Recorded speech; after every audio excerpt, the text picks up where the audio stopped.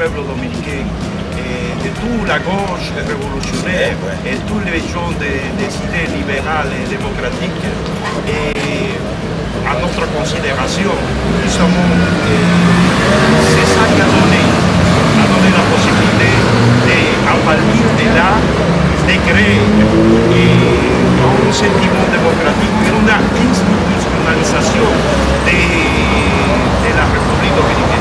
Ce qui n'est pas arrivé en Haïti parce qu'encore il n'y a pas longtemps, jusqu'à on va dire qu'on attend que ça commence à changer. Parce que justement, après un dictateur, toujours il y a des problèmes à révolus. Et voilà, et d'où Asimus, etc. On a posé les pierres démocratiques bien avant l'indépendance. Oui. Dès 1807, on a commencé avec Léon Christophe, qui a compris pour qu'il y ait un État, il faut que les gens sachent lire et écrire. Et à partir de là, le roi Christophe a imposé l'éducation obligatoire pour tous les enfants de l'âge de 6 ans jusqu'à 16 ans. Donc l'école obligatoire, l'école gratuite, l'éducation gratuite avait commencé bien avant en France, en Haïti, encore, il y a un pays, il y a une nation. Il faut que tout le monde sache, il faut que tout le monde puisse bénéficier de l'éducation. Et l'éducation, c'est l'outil indispensable pour construire, pour jeter les bases d'une institution républicaine, démocratique dans le pays. Voilà l'idée du roi Christophe. Et là-dessus, j'ai fait la transition à mon ami. Et aussi bien, il ne fallait pas qu'on construise des citadelles, c'est-à-dire avec des pierres. Les citadelles sont construites par des hommes et avec les hommes et à travers les hommes. Comme un petit exemple, par exemple à Cuba. Pourquoi la révolution castriste tient encore, malgré les menaces impérialistes, malgré tous les problèmes qu'a connu Fidel, ça tient toujours, c'est parce que Fidel a compris qu'une chose. Il fallait dans un premier temps instruire le peuple.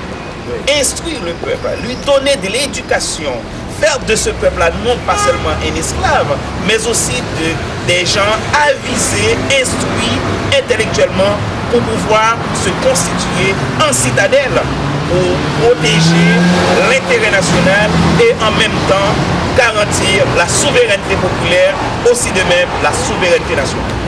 Voilà. Et pour ajouter, c'est One Bosch a compris une chose. Pour qu'il y ait des institutions républicaines, pour qu'il y ait un État, n'est-ce pas, citoyen républicain, il faut que tout le monde aille à l'école. Et que soit laïque. Oui, il faut la laïcité, c'est très important. Il faut qu'il y ait un État laïque, un État responsable, un État solidaire. Voilà la vision de One Bosch. Et la vision de One Bosch a bien poussé cette vision dans l'Isis Salomon, dans Fab Geoffroy, qui étaient des grands révolutionnaires, qui étaient des grands hommes politiques, des grands visionnaires, n'est-ce pas, des grands chefs d'État de la République. Donc on a connu des grands chefs d'État, comme l'Isis Salomon, comme Fab Geoffroy, qui a institué, n'est-ce pas, qui a mis en place, n'est-ce pas, les institutions républicaines. Donc c'est grâce à ce vision-là, n'est-ce pas, mais quand même, vous savez, on a connu des hauts et des bas, puisqu'il y a toujours des éléments exogènes qui nous empêchent d'avancer. Il y a toujours des compromis entre les éléments exogènes et des éléments endogènes qui nous empêchent d'avancer. Voilà pourquoi nous sommes aujourd'hui dans cette situation. Mais le combat continue, puisque moi, je représente Jean-Baptiste Gourmand aujourd'hui, je représente encore Chabat Dural, j'ai encore les soins de Staline qui continue à circuler dans mon sang. Donc le flambeau de l'espoir est toujours là. Donc nous continuons avec la nouvelle génération pour remettre Haïti sur les rails du développement économique et social. Voilà. Les règles du développement politique, économique et social. Et en rapport à la République dominicaine, comment vous voyez Saint-Domingue? C'est un exemple, c'est négatif. Comment vous voyez les choses? Alors, les autres étaient. Voilà. Alors que dans les positifs ou dans les négatifs. Voilà. Alors, comment vous croyez qu'il peut s'établir un bon rapport entre la République dominicaine et Haïti, par exemple? Quel exemple est que ça, c'est un espoir, c'est une vision, comment vous voyez si la République dominicaine avançait un petit peu plus, parce qu'à un moment il y avait, par exemple, Haïti, il y avait beaucoup plus de touristes, ou il y avait beaucoup plus d'institutions en Haïti qu'en République dominicaine. Ouais, ça, c'est et por contra, on était colonie, Haïti était, voilà, et bien entendu, même le précurseur de l'indépendance, c'est Saint-Domingue, était lieutenant et colonel des gouvernements haïtiens de foyer, par exemple. Oui. Et alors, la problématique haïtienne et la République dominicaine, c'est une problématique assez complexe, voire même dangereuse.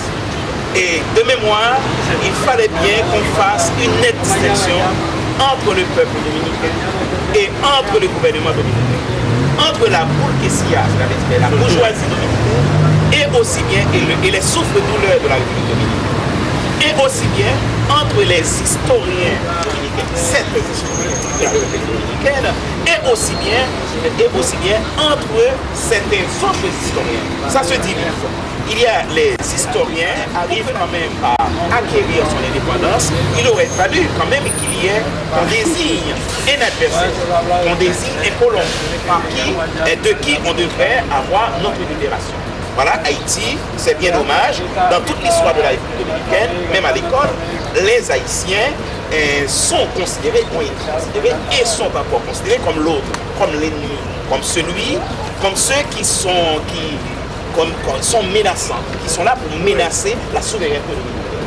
Comme par hasard, la République dominicaine arrive quand même par, comme vient de faire Ronel Meillan, la République dominicaine arrive quand même à résoudre ses problèmes internes, ses problèmes de l'état militaire, ses problèmes sociaux, et aussi bien il y a une bourgeoisie dominicaine qui est plus responsable, plus nationaliste en quelque sorte. Et que de notre côté Haïti, on a l'impression de nous traîner les pieds. Donc c'est ce qui fait, moi je suis bien d'accord avec vous tout à l'heure, quand vous dites que la République dominicaine, par rapport à Haïti, avant il y a eu retard de l'autre côté, on a constaté retard de l'autre côté de la République dominicaine, Haïti était en avance. Et maintenant c'est le produit qui est, c'est l'inverse qui s'est pris. Et on a créé, à mon avis, la conscience de la Constitution de 63. Dominicains viennent les aider. Pour renverser les gouvernements de Dubaï. C'était ça la stratégie. Et pour terminer, c'était ça la stratégie. Et ça a donné des résultats. Les Américains ont compris. Et les Américains ont envahi des boys pour nous écraser un peu. Ils nous ont écrasé un peu. Donc, mais quand même, dans la résistance, c'est adoré. Ou non, mais c'est pas. Ce que j'ai vu ici chez les Américains, ils ont continué le combat. Et ils ont fait de ce combat comme la base du système démocratique. Celui de Passador, c'est lui guerrillero. Ah oui, et lui c'était un combattant. Et un combattant. Ah oui, oui. Et il avait quelqu'un comme ennemi de la République dominicaine. Justement. Est-ce qu'on est dans les mêmes longueurs d'onde? Non, je crois que non, les Dominicains n'ont pas décidé. L'impérialisme, nos grands voisins ont désigné un ennemi pour la République dominicaine. Oui, voilà. Pour nous diviser, ils ont dit la République dominicaine, voici votre ennemi. Oui. Mais ce n'est pas les Dominicains qui ont dit voici mon ennemi. Voilà. Je ne peux pas rendre coupable la République dominicaine. Non, je parlais de la mouvance des Non, il a posé une question pour ça. Depuis 1963. C'est quoi le problème? Depuis 1963, on a compris qu'il faut être du côté des révolutionnaires. Il faut faire une alliance.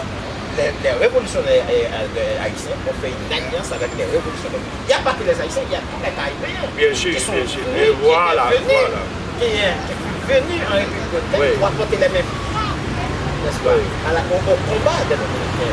Mais 1963, c'est une date charnière. 1965, c'est une date charnière. C'est une date qui constitue le départ, n'est-ce pas, d'une révolution sociale, culturelle et économique que dominicaine.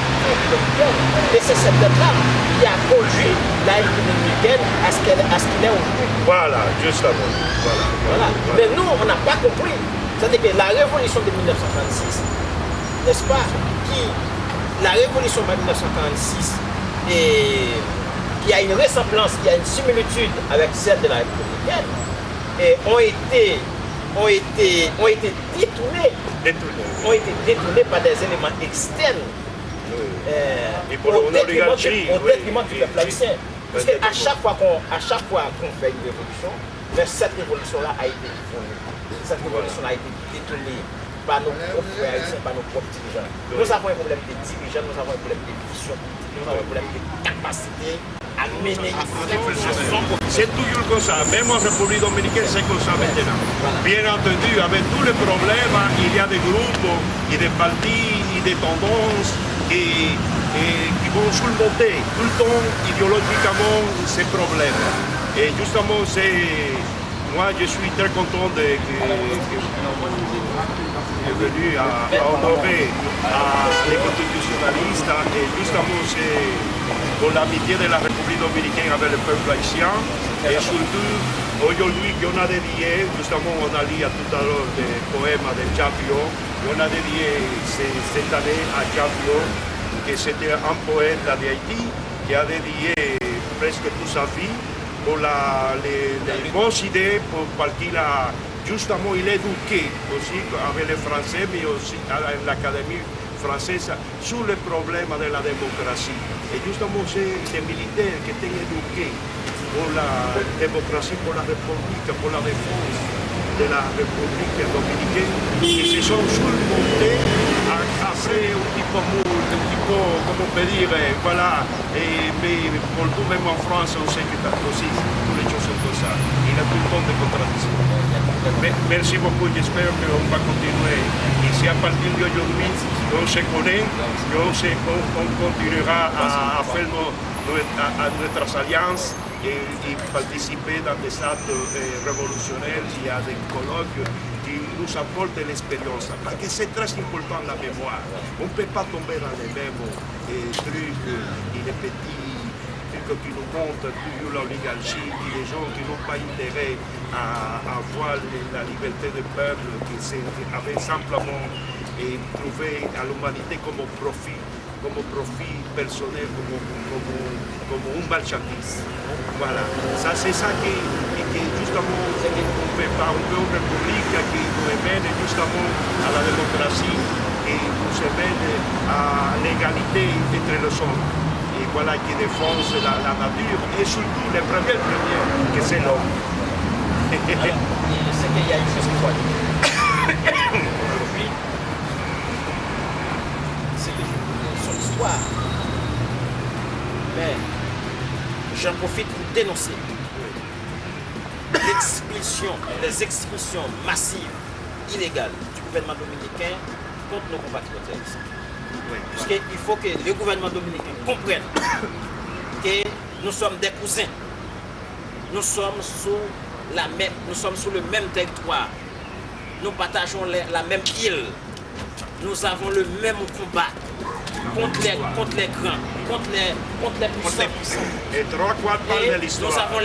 Nous partageons la même histoire. Nous partageons la même histoire. Et l'histoire d'Haïti, l'histoire d'Haïti a été aussi celle de la République dominicaine. Aujourd'hui, nous sommes dans une situation, nous sommes dans la mondialisation. La République dominicaine et Haïti doivent se mettre, doivent s'entendre, doivent conjuguer leurs efforts pour faire face à cette mondialisation. Et aussi bien entendu, il ne s'agit pas aussi à ce que les Dominicains aussi ne défendent pas leur territoire. On peut défendre son territoire sans exagération, sans arriver dans la xénophobie, dans la brutalité, et aussi bien tout en respectant les droits des autres, les droits de l'homme. Et aussi bien, il y a cette solidarité internationale qu'on doit demander aux Dominicains. Aujourd'hui, c'est notre tour. Peut-être demain, ce sera le tour des Dominicains. Qui sait? de toute façon, il faudrait que les Dominicains comprennent que les Haïtiens, comme vient de dire Ronel, ne sont pas des adversaires, ce ne sont pas des ennemis. C'est tout à fait normal quand les hommes sont acculés à la souffrance, à la misère de toutes sortes. Il faudrait bien qu'ils trouvent un échappatoire. L'échappatoire aujourd'hui, c'est peut-être la République dominicaine. Si c'est la République dominicaine, il faudrait bien que la République dominicaine comprenne qu'il faudrait bien que la République dominicaine aille au-delà même de cette solidarité, sans pour autant mettre en cause sa souveraineté nationale pour protéger les plus faibles et en même temps continuer aussi par soutenir la politique, une bonne politique, une bonne gouvernance en Haïti pour que ces genres de relations cessent. Quand les Haïtiens arrivent en République dominicaine en masse, vraiment ça peut bien être considéré comme une agression. Et aussi bien, il ne faudrait pas que les Dominicains prennent ça pour une agression et que les Dominicains, en contrepartie, passent à l'action justement pour faire imprimer la brutalité au lieu de faire appel à la compréhension et à la solidarité des autres. Travaillons ensemble, nous sommes vraiment les deux ailes de même colombe. Sans la République dominicaine, Haïti ne peut pas survivre et sans Haïti aussi la République dominicaine ne peut pas survivre. Je crois que c'est compréhensible. Il faudrait que tout le monde comprenne cela. Et aussi bien, il faudrait que le peuple dominicain comprenne que le peuple dominicain surtout, parce que le gouvernement dominicain, pour cacher son incapacité, pour cacher vraiment son désir à ne pas résoudre les problèmes sociaux dominicains, il faudrait bien qu'il désigne un bouc émissaire. Le bouc émissaire, c'est l'autre. Le bouc émissaire, c'est l'autre. C'est très facile. Il faudrait bien que le peuple dominicain reste très vigilant. Il faudrait bien qu'il comprenne que le sort des peuples, ce sont les sorts des mêmes peuples. Nous sommes dans le même bateau. C'est à nous de nous défendre. Et comme il y a 5 ou 6 hommes dans un même bateau, il y a des autres qui regardent les étoiles. Il faudrait bien que le peuple dominicain arrête de regarder les étoiles. Il faudrait bien qu'ils comprennent que ces Haïtiens-là et que ce bateau dans lequel ils se trouvent est en train de se couler. Il faudrait bien que les Dominicains mènent la main à la pâte et que les Haïtiens mènent la main à la pâte pour faire sortir l'eau pour qu'enfin notre bateau représente notre île ne se périsse pas. Merci. Merci. Ok. Merci. Hay que verla en su contexto histórico.